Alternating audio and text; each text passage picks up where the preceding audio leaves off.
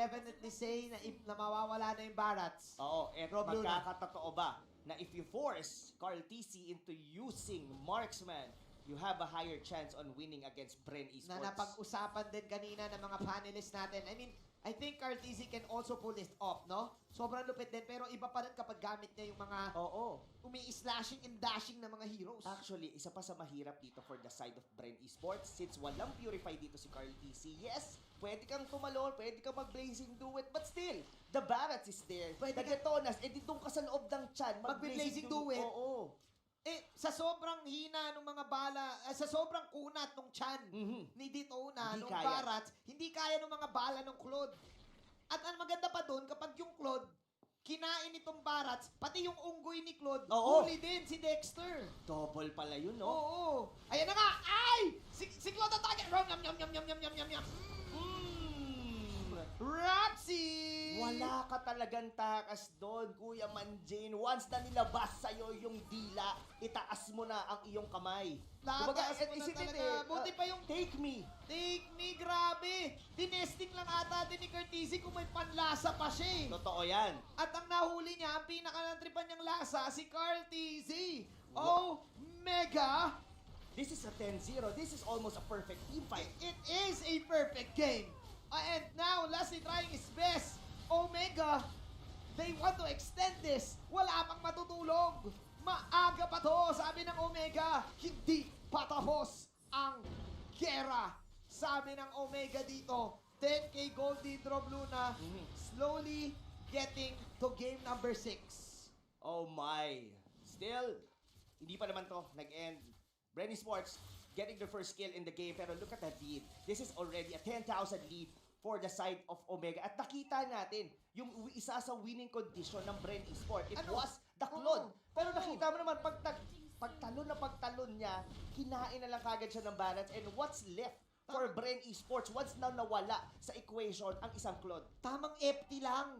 Putrip-putrip lang. Road trip, oo, ginawang midnight Ginawang snap kahit hindi pa midnight. Ayan ang mahirap dyan. Kapag yung alam mo, nagmi-midnight, tapos medyo nakakaramdam ka ng gutom. Oo. Yan talaga yung nakakataba eh. Totoo Speaking of taba, ang taba na ngayon ni GZ at ni Curtisi. Totoo. Ayan na oh. Saka shoutout kay kay Coach Midnight. Ay Oo, oo. iba. Iba. Iba ang midnight Nako, ngayon, eh. mga kaibigan. Ay, nako, Dahil ay. look at the damage dito. Haji on the monster kill on the YSS. This is a total different. Iba talaga. Oo, this is a total different YSS we're seeing on Haji right now. This is not the one kanina na de-deprive ng Oo. mga positioning, ng mga damage. The KDA machine is back. GZ and company. Tatapusin na ba nila ang laban na ito? Mag-e-extend tayo. Boss, extend ka pa? Extend pa po. Omega taking this and forcing game number 6. Surviving Bren Esports. Eto na, yum, yum, yum, yum, yum, yum, yum. Delicioso. Grabe. Man, nakita mo kung gaano sila kabilis. Medyo nag-matrix pa. Nag-matrix pa. Yung galawan doon ng Omega, nag-step up sila dito. Kumbaga nag-evolve coming from game number 5. Sa sobrang lupit ng pagkapanalo nila, may special effects pa. Oo, the glitch effect, mga kaibigan. But, still, they are still down. One game. Pero sabi nga natin, the mindset. One game at a time. One game Nakuha at a natin time, yun. bro. Isa pa ulit. One game at a time, bro. Are we? Are we going to game 7?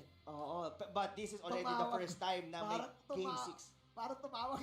Parang ano nga eh, hindi lang namin alam, pero mukha nga yatang tumawag if Omega could be able to pull off another win. This is gonna be the first time, first ever ng best of 7 at mukhang mararamdaman din natin, literal, na 7 matches on the Grand Finals.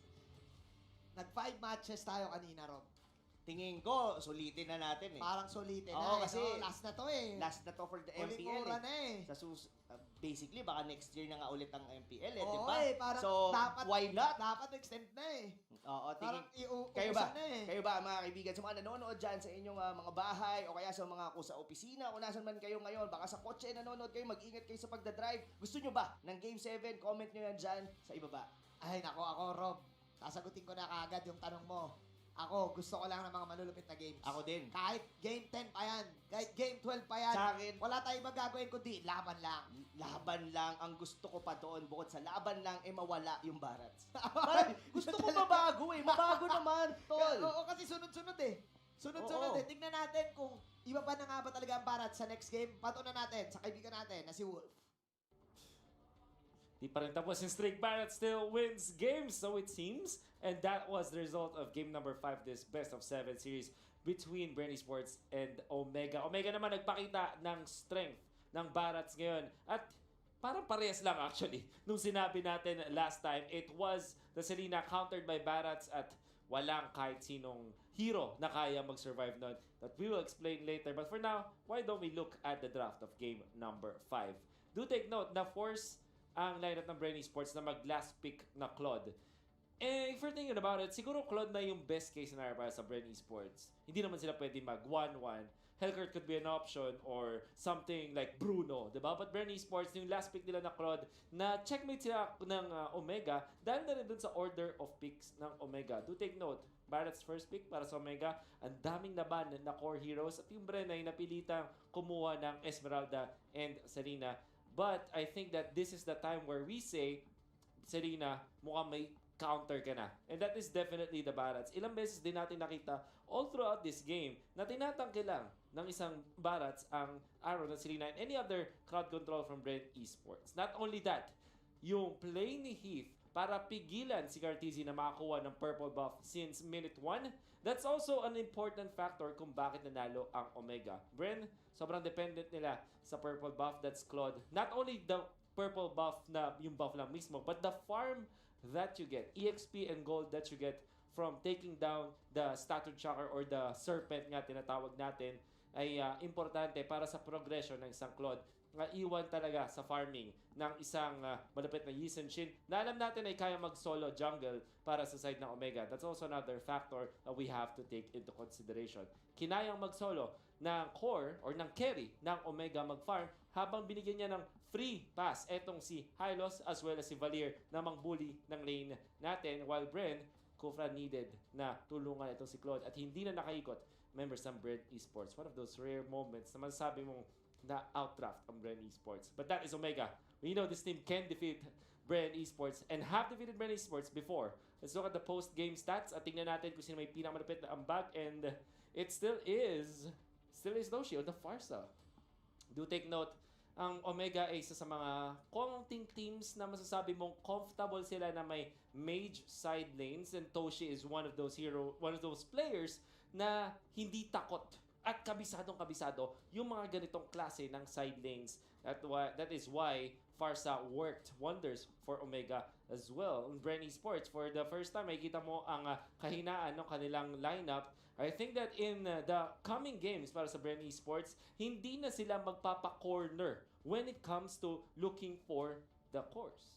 Diba? Parang yung carry choices ng Bren Esports dito doon ka na mapapaisip. Then again, that was just game number 5. Why don't we look at the highlights kung paano nga ba nag-develop itong Omega draft na actually, it's all about ease. Ito yun, sinasabi natin first na in dominant na performance mula sa Omega kasi hindi nila hinahayaan na makakuha ng purple buff si Cartesi. In fact, Cartesi is just level 4 at this moment. Sobrang baba. Haji is already level 5 and eventually makakuha sila ng purple buff dito at hindi pa sila mamamatayan ng significant heroes. Then magsusnowball sila na magsusnowball. The emphasis of Omega to not give farm to Cartesi on this Claude really paid dividends. Ang ganda rin nung pag-collapse nila ng lahat ng members nila doon. Again, team fight for Omega dahil kaya nilang pumunta doon sa mid lane lahat. They have Valier and Hylos, very good bullies. At ang dami nilang pang-soak ng damage ng Bren Esports. Glorious Pathway was well done. Yung choices din, lalong-lalo na sa huli na to sa Claude. Ito na talaga yung masasabi mong, it's over. It's over. Omega, they really steamrolled over Bren Esports. One of those rare moments na makikita natin na denominate ng isang team ang Bren Esports at saktong-sakto pa sa game number 5 yan ng ating best of 7 grand finals. This is why Omega is such a good team to really challenge Bren Esports. Sila lang yung nakatalo sa Bren Esports in a series at sila lang din ang nagpapahirap sa Bren Esports ngayong playoffs. my goodness, Omega, a worthy adversary for sure for Bren Esports. In Hajizi, the Yisun-Jin 6-0-3. Pero hindi rin niya ito magagawa kung hindi dahil sa kanyang mga teammates. I think this was an overall effort coming out from Omega. And not only that, wonderful drafting coming out from Coach Dale. Ano kayang bawi ni Coach Ducky because of this? Or, pumunta ba tayo sa Game 7? And malalaman natin yan. Obviously, para sa Game number 6, if you're supporting Omega and their campaign here sa MPLPH Playoffs, scan this QR code. At kung ikaw naman ay naniniwala talaga sa Bren at ang hashtag Bren lang malakas, scan this QR code as well. Would love to hear from you guys, and also kung gusto nyo ng latest updates na latest para sa MPLPH scene. Of course, just visit the official MPLPH page or scan this QR code. Gusto rin namin makarinig sa inyo mula sa inyong survey. Just fill it up and you'll have a chance to win rewards through this QR code.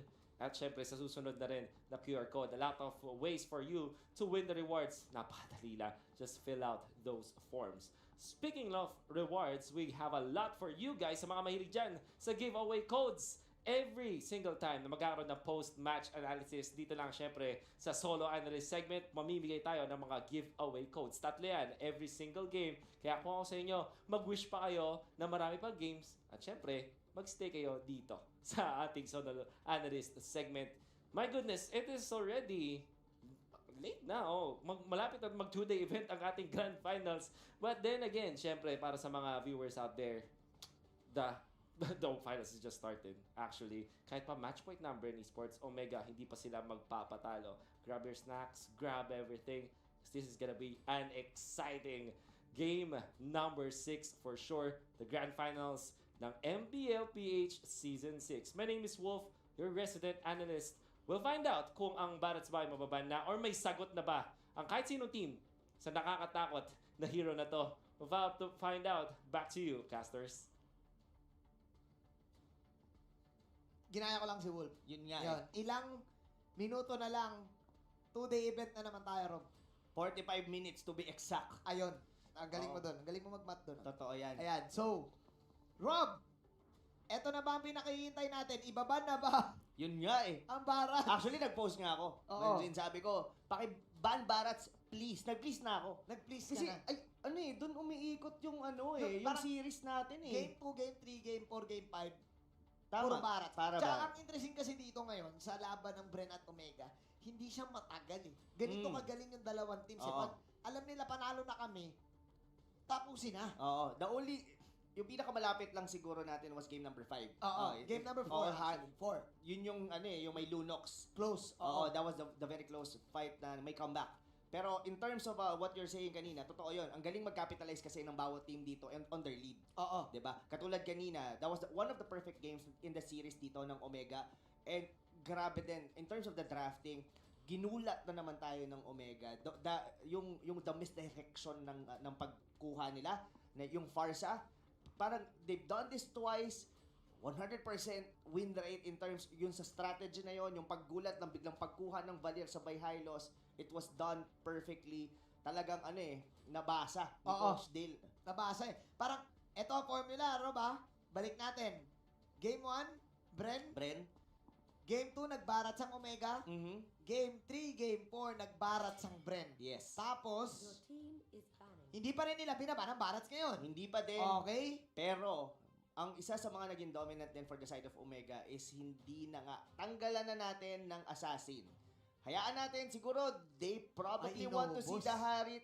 They probably want to see anything aside from these two heroes. Wag lang for talaga Carl. yan. Wag lang talaga. PC. Dito rin pumapasok yung sinabi mo na kung gaano nila kakilala. Si dito Carl. si Carl, yes. Oo, kasi nakita natin kanina ang Claude ni Carl na hindi talaga nagkaroon ng pagkakataon na makakuha ng purple buff. And we all know, Claude, mas gusto niya yung purple buff kesa yung orange Eto buff. na. So, eto na. Pinakinggan na tayo, Kuya Manjin. Narinig na. Maiiba na. Pero still, the Uranus will be the one to be open dito for the side of Bren Esports. Pero at least, Hindi for yung Barats. the game number 6, wala tayong Barats. Eto kasi game. pagkakaiba niyan, Rob, ha? Ang Uranus at saka Barats, halos, parehas tanky eh. Parehas Oo. magulo. Pero si Uranus kasi, walang bunganga, walang bibig. Walang bibig. Walang bibig, kaya wala hindi siyang... Hindi ko makain yan eh. Totoo. Oo. Totoo yan. So now, it was torn for Omega. Will still gonna be getting the Selena? Will still gagawin ba nila Farsa? Farsa. Tinanggal na yung Farsa, no? So Ay, mukhang oo. wala na yung certain strategy na ginawa. Ganon din yung plan lagi ng Bren, no? Parang ang ginagawa nila, tina-target nila ngayon si Toshi. Mm. Meanwhile, ang Omega, tina-target nila si Carl TZ. Pero there's a part that doesn't make sense, at least on this draft, kasi the Esmeralda was already shown Open oo nga Pero kasi syempre this is the first Three. ban. So Oo. ngayon bumalik ngayon dito ang Omega on how they actually draft during the first 3 games, which is wherein nag-Esmeralda doon si Toshi. Now Correct. the Valier, kita natin kanina how aggressive dito si Few. The only thing for Omega dito ngayon is that they have to deny pick Lusty. Lusty is the way. Oh, it's Lusty either is the way. i-deny nila rito si Lusty or they get a hero for Haji, then magban na sila Oo, ng kasi hero ni Lusty. Pag na-activate si Lusty dito, ma-activate ang buong squad ng Bren. Tama ba ako, Rob? Oo, ang isa pa dito, well, it's Roger Ooh. is the best scary for them. You wouldn't want to have a YSS dito sa ganitong lineup. Ganito. Oo. So, pwedeng iban ang YSS ngayon Possibly. ng Omega. Well, this is also, pwede rin naman nang mag-culot ulit ang Bren dito or even yung Harit nga eh. Oo. Di ba? Pero, Yeah. we'll see kung ano ang magiging pick dito ni Carl TC. Gagana ba sa'yo to, Rob Luna? Dinabas ng Bren Esports yung double U side lane, the Uranus, and the Yuzong. Okay. Ang unat nito ngayon, ha? Yes, makunat sila pero they are very reliant on staying on their lane. Kumbaga, this is not the type of heroes that yung pumupunta. 'Di ba naging successful for Omega this past few games. Nung game number 2 and game number 5 is yung nagsasama sila kagad. Oo. Because of the Barats, 'di ba? So Ngayon, ngayon, if this is the way Bren Esports want, they want to have a very strong side lane, probably Omega could be able to target the mid dito for Bren Esports. Give Oh. Carl a hard time na makapag-farm. Yeah. Yes, Yeah. kasi Uranus, given na yan, even Yuzhong, given na yan, they could be able to farm on their own respective lanes. Pero, let's just target kung nasan ang weak link or nasan yung weakest point ngayon ng Bren Esports. Just probably, makipagsabayan sila dito kay Few sa gitna. Or, of course, this is still a Selena. We've seen Haze, time and time, nag-deliver talaga siya pag magamit siya ng Selena. Who knows? Oo. Diba? Who knows? Pwede, no? Oh! Ngumiti na si Mr. Fundamental. Alright. I like At this. mukhang ninakawan nila ng akay. Mhm. Si Lusty, dito papasok yung sinabi mo, Rob. And that I think the Tigreal at this point is really slow. Well, they Kung pipiliin yung probably Tigreal. they would try the same thing that Omega did on game number 5, the high loss. That's gonna be a possibility, pero ano ang magiging core dito Ng Bren. Ng Bren. Is it gonna be Yeshun Shin? the Yeshun Shin? Yun na lang or natitira the eh. Harit? Daklod? Or rather the Claude? What is it? The 1-1 probably gonna be too clunky Option, para yeah. sa kanila. Who knows? But Harit. it's gonna be the Harit. They did it yesterday and a Popol Popol and Kupa. Okay. Ang Chicho Dog. Okay, This Rob is- Luna, anong meron ngayon? Parang This is Ganyan quite good in the early stages of the game for Bren Esports. Sobrang magiging aggressive nila. Kasi whenever you see a Valier, a certain thing ano talaga, you have to partner it with someone na sasabay doon sa Valier. Not unlike, hayaan mo lang yung Valier mag-poke and bantayan. Kasi most of the time, Carl TC are just being left out. Oo. Pero kasi this is still a Harit. Alam natin, this is very dependent on the purple buff. So, it's up for Omega to set the tempo. If they could be able to pull off something dito for Carl TC, this is their main damage, and after that, it's all about sustain. Yeah. So, eto ang win conditions ngayon, Rob. No? Kailangan ni Few dito si Lusty na mag-follow up sa kanya. Hindi pwedeng si Few lang. Mhm. Kasi mahihirapan siya dahil, yun nga sinabi mo, look at the lineup of Omega, Selena, Akai, and even the Khalid can, like, match up with both of these heroes. Totoo yan, totoo yan. And what I really want to see right now is what's gonna be the spell for the Akai dito here. Most of the Akai players natin dito na sa MPL Season 6 was using Sprint. Sprint. Pero at this point, I would like to see a Petrify. Para mas madali. para mas madali, that's gonna be yung, ano kasi, di ba, yung, alam mo naman yun, hindi mo laging aasahan yung blender saka yung 1,000-pounder Yeah. combo for you to get that mini stun eh. Oo. You would like to have a specific para mas madali mong ma-pin down.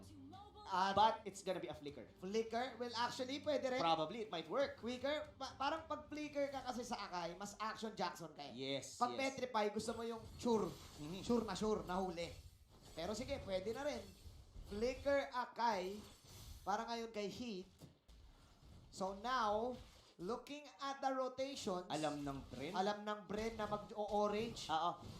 This is the usual rotation coming from Omega eh, na the Selena will just have the purple buff ready for Haji, then suddenly hit. Pag hindi mo siya nakita na nag-invade on the early stages of the game, alam mo na siya yung dumadamage doon sa orange buff ni Haji. Oo. And few knows that. Alam ni Few, sinubukan actually ni Few na I think ayun, na-reset. Na-reset niya. Na-i-reset. Medyo kumain din yun ng oras Kay for Haji. Haji, definitely. Yeah.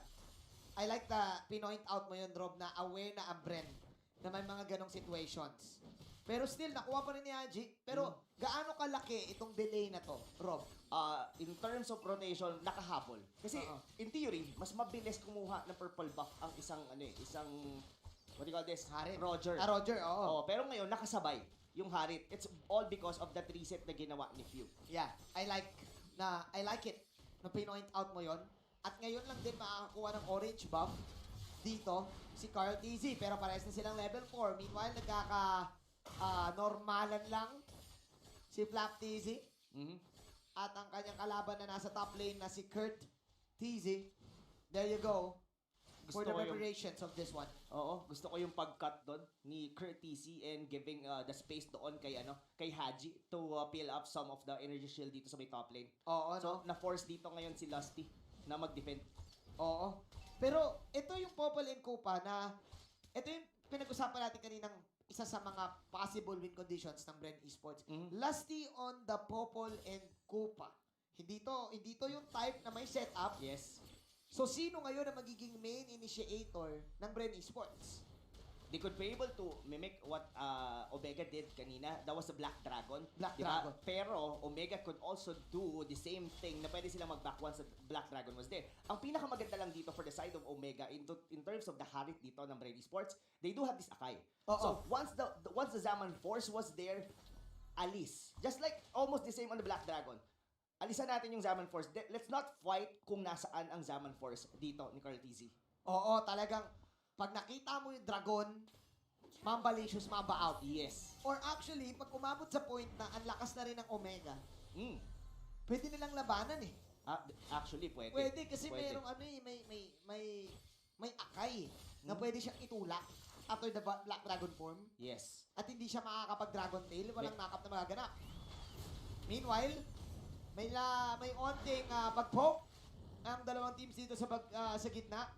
Wala munang mangyayari dahil magre-reset lang yung dalawang teams. Sobrang pantay ng dalawang teams natin dito, imagine, on game number 6. They know, this is still one game up for Bren, pero napaka-cautious nila dito against Omega on early game. Speaking of cautious, naku po, Cartesi maitutulak mula sa likod. Pero buhay pa rin yung Zaman Force, pero hindi na siya makakapag-dash out. Yataps ang Child Prodigy, pero double kill para kay Flap Tazy. Sino nanalo dun sa exchange na yun, Rob? I guess it's Bren Esports winning that one. Yes, nakuha nila doon yung Harit, but it's still Flap TC. This is the other carry of Bren Esports right Oo. now. And syempre, gaya nga sabi natin doon, hindi na pin down, definitely. Na-burst nila doon, medyo nalayo nila si Harit doon sa may Zaman Force na. Pero syempre, the other win condition dito for the side of Bren Esports, it was technically Flap TC. Ang ganda rin pala siguro talaga ng Akai pick dito ng Omega kung iisipin mo, Rob. Kasi I think they are expecting the Hari to come out Yes. from Bren Esports, which is actually ang ginawa ni Heat. Tinulak niya lang ng todo si Carl TZ palayo ng Zaman Force. Oo. Pero ang ano dito mukhang masisecure ng Bren Esports tong turtle na to. Oo. Mukhang libre to. Mukhang ibibigay na lang to dito since ang kapalit naman ito is gonna be the outer turret dito sa may top lane ng Bren Esports. So, ang sinasabi mo dito, Rob, nagkakaroon lang dito ng mas ng parehas na exchange. Oo, favorable. Pero yung pana, tumama kay Flap Easy. Let's see. Pumasok ngayon si Toshi. Ito na ba ang tunay na team fight? Team Omega. No, Just defending the tower in the mid lane. Yes, kailangan nila. Kailangan either of the two teams na to hold on the outer turrets dito on the mid lane or else medyo mas magiging dominant yung team na unang makakabasag dito sa gitna. I think the Khalid courtesy dito is actually winning his own corresponding lane. Meron na siyang deadly blade dito. So that only means dito si Ribo or even Flap TC would have a hard time na makipag one-on-one doon kay Khalid. Kailangan na nila mag-ingat kasi bawas agad yung regen. I like it that na pinoint out mo na nag-focus agad si Courtesy dito sa pag-counter rather than bumili ng mga items na makakapagpadagdag ng damage niya or makakapagpatangke sa kanya dito. Quickly, nakikita mo kagad ang disiplina sa Omega pero still, Bren, mukhang mas sila pa rin ang umiikot sa mapa, Rob Luna eh. Yes, sila yung umiikot sa mapa pero kung mapapansin mo dito, mas nagiging clunky for the side of Bren Esports. They just nandun lang sila sa gitna. Gitna lahat, Oo, no? nasa gitna. And the only one that's been holding its own corresponding lane was the Uranus on the bottom lane. Now, what's gonna be the answer? Kasi yung lead dito ng Bren Esports is just barely 400. It's all because nakuha nila yung turtle. Pero, technically, ang nagsiset pa rin dito is Omega eh. Oo eh, parang hindi rin makalapit yung Bren. Yes. Kasi yung Omega, alam nila na may mga pang-counter go. Alam nila na may Hurricane Dance. Alam nila na may Sandstorm. May Pana. At ang nagagawa lang nila, Steve, pinang-scout niya lang yung Chicho to. Yes, and as well, syempre, yung mga trap din niya. So parang it's a battle of vision on both of the two teams. Kumbaga yung mga traps nila dito is just being used as a vision on both sides. Ayun na nga. Vision is the mission. Tama ba? Pwede. Kapag may mission, May vision. Yes. Yun. Totoo naman. Totoo. Pero ang mas totoo dito is kung sino yung makakakuha ng orange buff. Sino nga ba? It is going to be, again na GZ. Naku, delikado si Ribo. Delik si Ribo. Kaya yan. Regen para kay Ribo Pag dito. nag-like and pounce, baka pwede pa. Pero yung turtle dito, sa ibaba. Hindi aabot, hindi aabot. Wala doon si na Flap TZ, wala doon din si Q. Q, tatamaan siya ng trap dito. Atake siya ni Hayes. Hello, my friend. Habang yung Dragon dito ay sumusugod na, tumatakbo na ang side ng Omega. Flap TZ, papasok ngayon ng Dragon Tail. Si Flap TZ! Wow! The Super Rookie! Doing it! Para sa this Bren it? Esports! Is this it for Bren Esports, mga kaibigan? That was a perfect place of Zaman Force doon sa may turtle pit kasi ini-expect din naman ni Carl na probably baka mapin down siya. Placing the Zaman Force in between or rather inside doon sa turtle pit, makakagalaw siya, makakapag-chrono dash siya. At yun yung perfect na senaryo para sa hari. Ang ganda nun, kumbaga, pag naitulak siya, doon pa rin siya na nasa loob ng Zaman Force. Oo, hindi siya na ilayo doon sa Zaman Force na yon, and it perfectly worked for Carl TZ. Gusto ko lang din i-point out, Rob Luna, na besides the fact na ang ganda nga nung Zaman Force positioning is that Flap TZ, ito na yung tanong ko sa'yo kanina eh, sino mag-initiate? The Super Rookie with the setups 401. Ito ba ang pinaka-dilema ngayon ng Omega na kalaban? Yes, I guess. And just to point out, ang ganda rin ng position ni Few eh. That time. Yes, he was actually almost a 1/4 HP, pero hindi na siya pinansin eh. And tinulak niya lang doon yung Hurricane Dance ni Actually, kahit namatay siya, nagawa niya yung trabaho niya eh. Totoo. Oo eh. So, yeah. Bren Esports outwitting Omega doon sa nangyaring laban. As they are now pushing towards the top lane, basag agad because of the Popol and Kupa. Ito rin yung maganda sa Popol and Kupa hero ngayon eh, no? Oo. Easy tower taker. Easy tower taker, and as well, ang pinaka-dominant ngayon dito is yung how Bren Esports punish the rest of the members dito ng Omega. Just the slightest mistake on the turtle pit, pero mukhang may bawi pa naman dito yung Khalid kay Lusty. May palag pa din. Pero crucial to ha, tumama yung pana. Tumama yung pana nga as Team Bren will bait that arrow. Hindi pa rin namamatay si Flap, hindi pa rin namamatay si Ribo. Actually, si Ajizi ay hindi rin namamatay, so pwede pang may gawin dito. Ang Omega, the arrow will not connect. Para dito kay Hayes. Medyo napipreoccupied sila dito kay Ribo so may bottom lane. Ang tagal, Oo. no? This might be a bad turn for the side of Omega as Flap Easy used Black Dragon dito. Mukhang setup. Mukhang setup talaga. Actually, wala silang napalang dalawa. Omega, sumusubok kumuha ng kill dito, pero laging nakakatakas ang Bren. Ano nangyari doon, bro? Oh, no. What Omega really needs to do right now, Manjin, sa totoo lang, Oo. is just to hold it. They don't... Kalma lang. Kalma Oo. lang. Basically, they could outscale the heroes of Bren Esports dito. But if they gonna be too hasty, kung medyo minadali nila or pinalagan nila, hindi nila kinuha yung correct timings nila dito, Bren Esports definitely can outrun everyone from the side of Omega. Pero this is what Bren Esports needs to do right now, is try to take the Lord and make Omega into positions na awkward para sa kanila. At ang awkward nga. Men, kakasabi mo lang awkward positioning. Omega, kanina pa, yung mga arrows, tumatama, pero awkward kung papasok ba tayo o hindi. Hindi nila malaman ngayon kung go ba or back muna. Yes, So, yes. patience talaga ang kailangan ng Omega dito dahil Yeah. yung Bren, pinaglalaroan lang yung utak nila. Exactly. Ang part, yung paaro tumama doon kay kay Carl Carl. TC, but Hayes won't be risking it just to try to kill it. Pero ang tingin ko, ang ginagawa dito ng Bren is just trying to attack the Lord. Oo. Pero when Omega tries to contest, they would definitely go for the heroes dito ng Omega. Makikita natin yan. Dahil yung Lord ngayon ay inaatake na ni Carl TZ. Is this a bait daw? It is. Nire-reset lang ang Lord dito, Rob. At naglolokohan lang si Toshi tsaka si Ribo Oo. sa top. I guess Omega is likely winning this attrition battle. Sa totoo lang, Manjit. Kasi gaya nga ng sabi ko, they are gonna be the one na mas mag-scale. Pero Oo. speaking Oh, of no. scale, Oh, mukhang no. Habol yan. medyo Habol Ribo, yan. Oh, no. kulang yata yung pagpapaputi dito ni Toshi. 10 bits yung pagpapaputi, pero kaya actually na Mukhang pagpapaputi. kaya nga. Sabi ni Toshi, teka lang, Doc Doc, eto ba reset Doc? Doc, teka lang, kalma.